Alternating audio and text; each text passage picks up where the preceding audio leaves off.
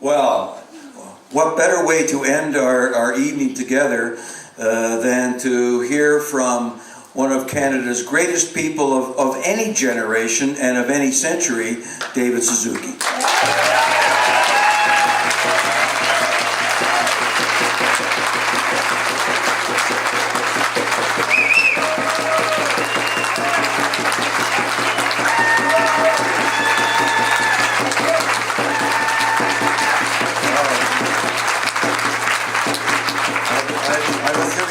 I'm afraid I've come down with a cold from my grandson, and I don't have much voice left. But I'm absolutely delighted and honored to have this opportunity to share a few ideas with you. Before I begin, I would like to acknowledge that this is the traditional territory of First Nations people. And I want to say that I'm here today to speak as an individual, not on behalf of any organization or any group. I speak to you today as an elder. And you know, elders are freed from the drive for more power or money or fame. Any elder who's still pushing for that needs help. So I have no hidden agenda, I have no vested interest, but to speak the truth from my heart. Now I tell people I'm in the death zone. And I say that not to be morbid, but it's a reality. I'm in the last part of my life. And it turns out this is the most important time in my life because I feel a heavy weight of responsibility in this time. You see, elders have something no other group in society has. We've lived an entire life. We've made mistakes. We've suffered failures. We've celebrated a few successes. We've learned a lot in that lifetime. And those have been hard-won lessons. And now at this time in the death zone, we've got to drift or sift through those hard-won experiences, looking for the nuggets that are worth passing on. And for those of us that are past a time of commitment or vested interest, we're now free to share them without fear of being punished in some way. And the group that we've got to talk to are, of course, the young people, for whom what is or is not done in the coming years will reverberate through their entire lives. Their whole future is at stake for what's going on now. And the beauty of young people is they don't have the vested interest in any one way of doing things. They haven't bought into the system yet. They're free to listen to the nuggets of wisdom that they get from their elders. So I say to elders, get the hell off the golf course or off the couch. Get on with the most important part of your life. Where's Jim's dad? A man I have tremendous respect for. Where are the retired CEOs of the oil industry, from the forest sector, from all of those sectors, that you can now speak the truth. You played the game, but you're not in the game anymore. And now let's get together with young people.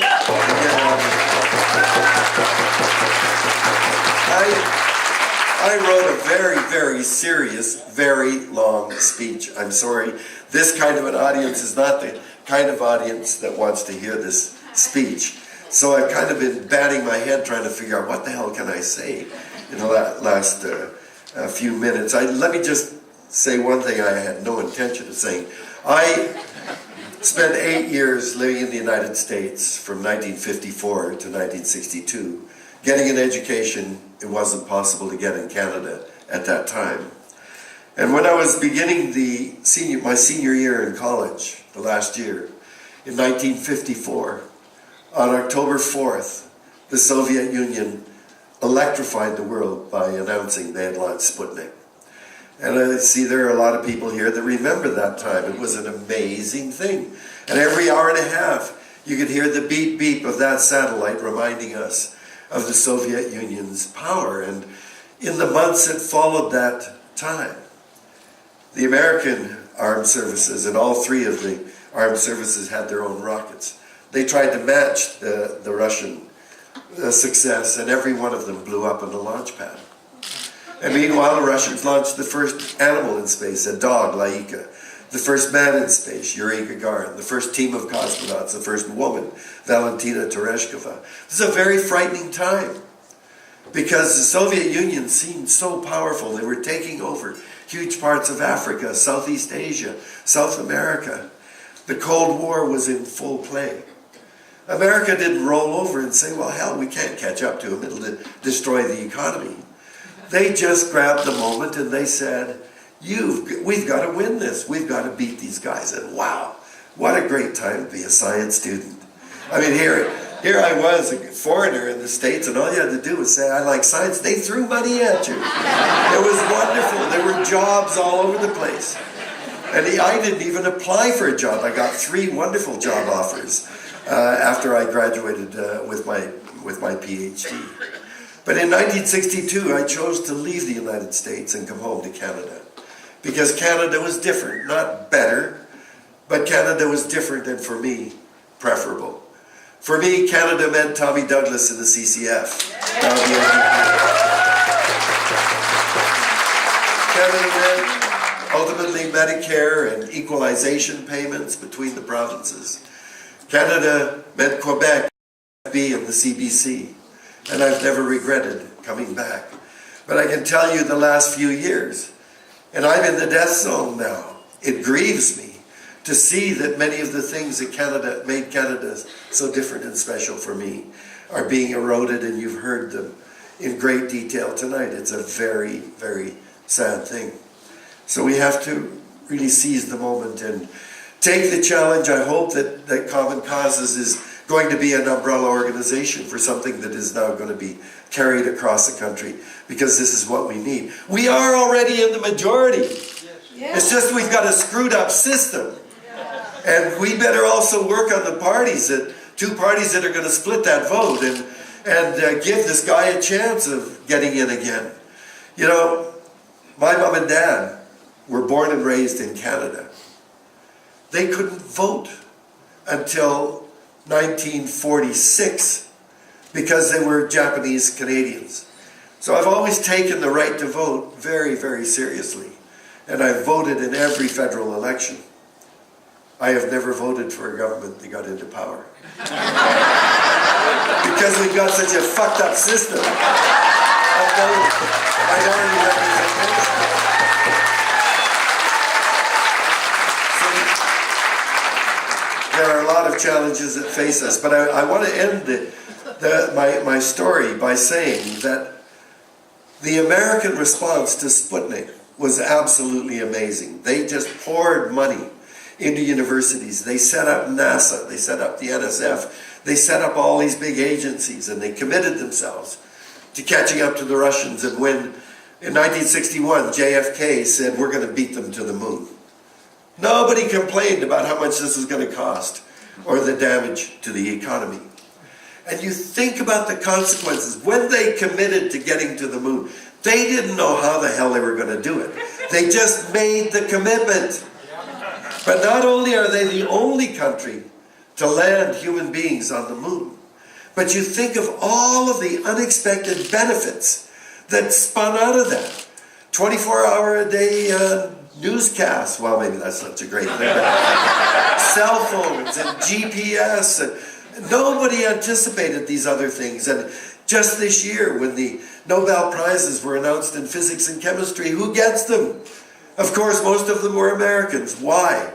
Because 50 years ago, America grabbed onto the challenge and said, we've got to throw everything at winning this war. We've got to seize the moment when it comes to climate change. When we look at the ecological devastation that's going on, this is a huge opportunity. But we just have to seize it and say, this is what we've got to do. And then all of the benefits will unexpectedly fall out of it. Anyway, the challenge is with us. Thank you very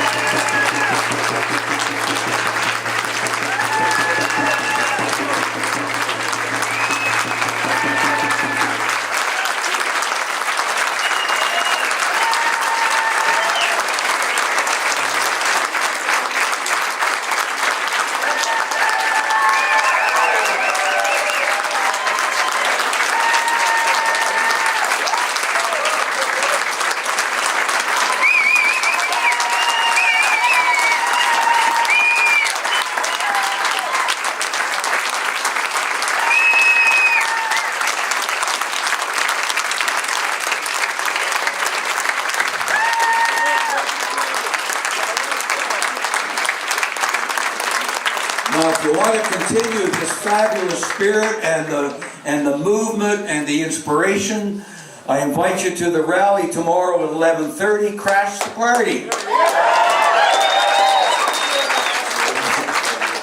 At 14th Avenue and McLeod Trail at 11:30 tomorrow. So we hope to see you all there and to continue the work wherever you are in your communities around this country. Continue to the work that people have inspired us to do. We can and we will have a different country than we've got now. And we will change direction without question.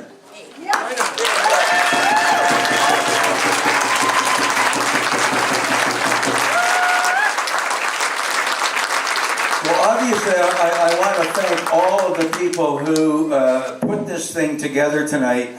There's a lot of organizers for these events behind the scenes who do an awful lot of work. I'm not going to start naming people like Julie or anything like that.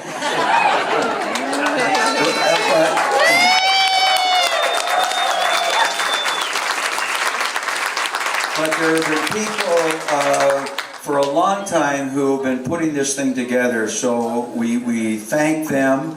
And particularly we thank our speakers for coming from throughout the country. Some have to leave right away and go home to be with families and other work. So we thank you so much for coming to Calgary, the belly of the beast. But we were the people who love this country so much, who are willing to come here and to engage in this and to continue the work together wherever we are in this land. Thank you, everybody.